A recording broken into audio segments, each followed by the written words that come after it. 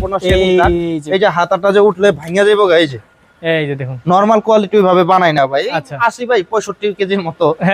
তারপরে ওইটা দাঁড়াইছে, এই যে সিট গুলো কিচ্ছু হবে না। এই যে দেখুন ভাই, ফোমের তো না, এইভাবে ওইটা দেখাই না আমি, হ্যাঁ। কারণ এইভাবে ওইটা দেখাইলো এটা কোনো মার্কেটিং না। অনেকে না, না, বলে না, না। এভাবে ওইটা দেখানোর উদ্দেশ্য হচ্ছে অনেকে কিছুটা হলেও বুঝতে পারবে যে হুম। কোনো ঝুট তোলা নাই।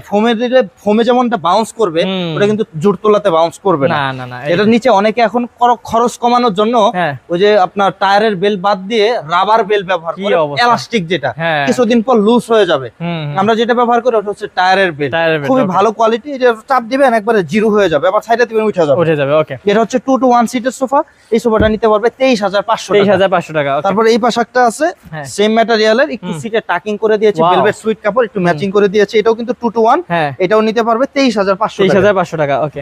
তারপর ভাইয়া তারপর এই আরেকটা আছে, ওটারই আরেকটা, এই যে 2 to 1, এটাও 2 to 1, এটাও সেম প্রাইস, এটা 23,500, আলাদা কালার আলাদা আর কি। হ্যাঁ।